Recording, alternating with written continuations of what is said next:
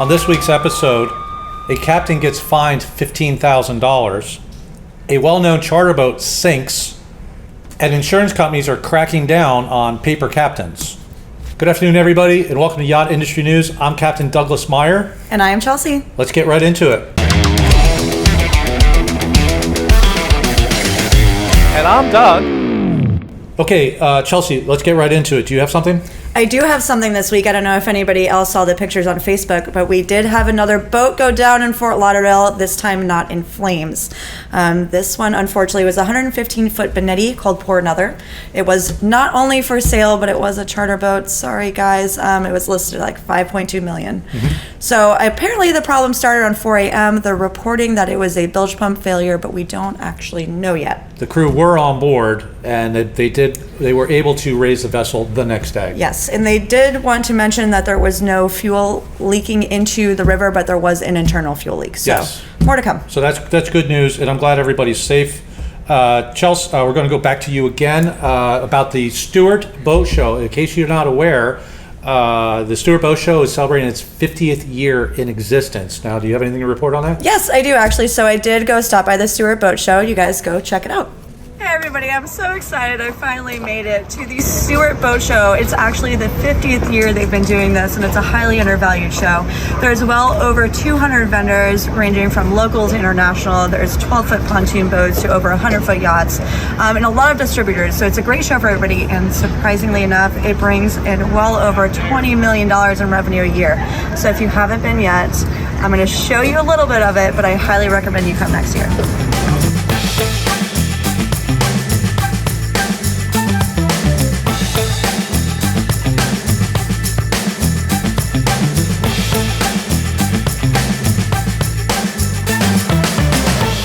Okay, so obviously the Stuart Boat Show is a lot smaller than some of the bigger ones, but it does serve a purpose. I had fun. Especially if you live in Stuart.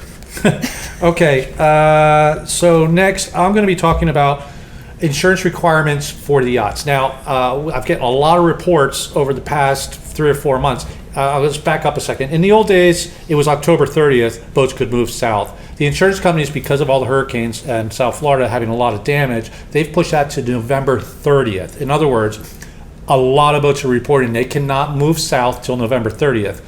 The vendors, contractors, businessmen of South Florida always look forward to a little bump in the fall when the boats show up to get all the work done prior to them going to the Caribbean or elsewhere. Because of this, they did not receive that bump. It was like it's almost, quote, one contractor told me it was like a ghost town. It's very simple to understand why. Because if they can't get down here till November 30th, they're doing the work elsewhere. Right. Now, this had to have been enforced last year? Because I did notice it was a lot quieter down here. I believe it's 12 months old, so Yep. It could be. Yep. So the boats get down November 30th. They've already done the work somewhere else, and then they move on to the Caribbean. They're only here for a week or two. The insurance company is doing that because of the hurricanes, and obviously, and it is hurting businesses down here. So I don't know how to fix that. That's insurance rules the waves, so to speak.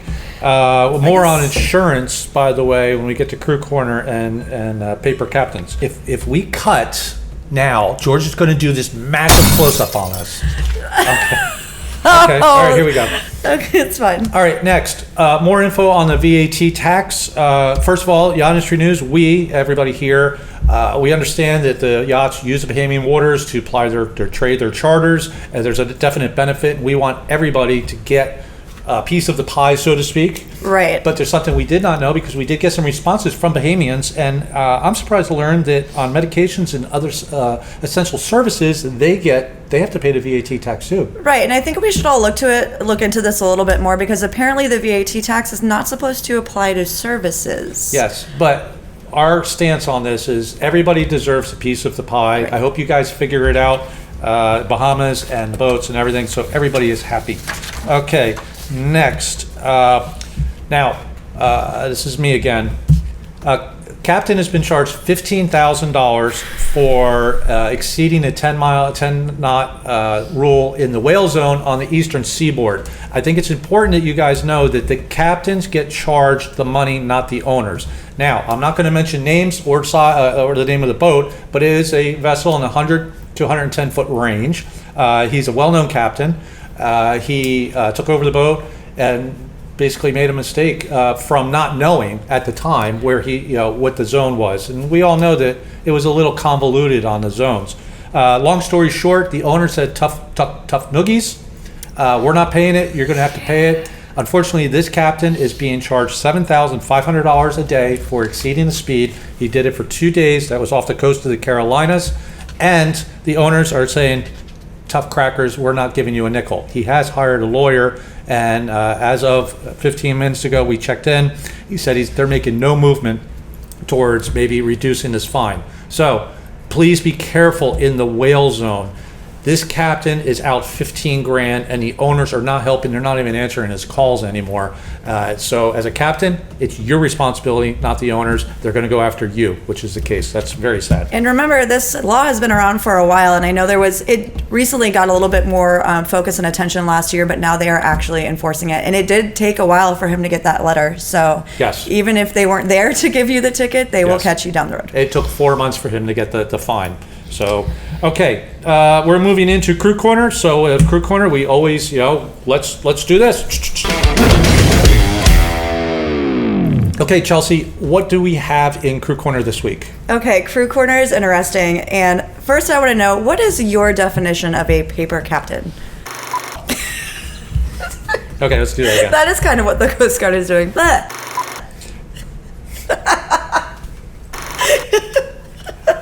Popping out on whales. Yeah. Paper captains. Okay, Chelsea. What do we got in Crew Corner this week? In Crew Corner this week, we are talking about paper captains, but what is a paper captain? Now, in yachting, paper captain is someone who just took a 5-day course, popped out a piece of paper from the printer, and now they're a paper captain. They have no experience. Unfortunately, that's not what the Coast Guard and the insurance companies actually consider a paper captain. The Coast Guard considers a paper captain someone who is on the boat, say a crew member, doing a charter, like a UPV charter with the owner on board who does not have a license. When the Coast Guard shows up, the mate or whoever it is hops in the captain's chair. They're actually going through the steps to ask that mate questions on the operation of the boat. As a matter of fact, right now, someone is facing a $12,000 fine for that. Now, on the other side, the insurance companies are requiring captains to be on boats, again, because of mostly Florida with the massive payouts with the hurricanes. In other words, the insurance companies are cracking down. In the old days, there would be a captain. The owner needed a captain for the insurance policy. So that guy would go, here's my license number, and maybe he's running 4 or 5 boats. Okay? And trust me, in South Florida, that happens a lot. What the insurance company is saying now is that captain can only have one job, that's on that boat. If he is on another boat and something goes wrong, the other boat will not pay out the full loss. It'll pay out 50%. If he gets caught by the boat that he's supposed to be paper captain of, something goes wrong, sinks at the dock, right, it's also a 50% payout. All right? I'm going to leave you with this. Your license is your livelihood. Do not casually give it out to someone for their insurance requirements. If you are not the captain, officially the captain, that you drive the boat, you should not be giving your license out to have on somebody's insurance policy, just so the owner can drive his boat without paying more. Secondly, if you are a mate or someone else and your captain on your boat has lost his license, and we see this a lot, I need your license for insurance. Again, do not give your license out, because just because that captain lost his license, you're still going to be the one in trouble on every single thing that guy does. That guy runs the boat aground. You are the captain of record. You're going to get in trouble, not him. Chelsea, you got anything to add to that? You know, I haven't really seen a whole lot of this. You know, in the past, when I was doing full-time yacht management, I would run into captains that would have their names on multiple different vessels. But I think there's going to be a lot of mixed opinions about this. You know, you guys do want to make your money, and I understand. But the general rule of thumb that we should all kind of stick to at this point is don't risk it, because they are cracking down. So yes, I know a couple captains that are listed on more than one boat. Maybe reassess that situation. It's up to you to determine what you're willing to risk. And you're also risking the owner's payout, which would be 50%. If it's a $10 million yacht and something goes wrong, he's only getting $5 million. Are you willing to risk that? Because that's probably a lawsuit. Anyway, My name's Doug, I'm Chelsea. and that is Yacht Industry News. I hope you enjoyed watching it. We will catch you next week. See ya.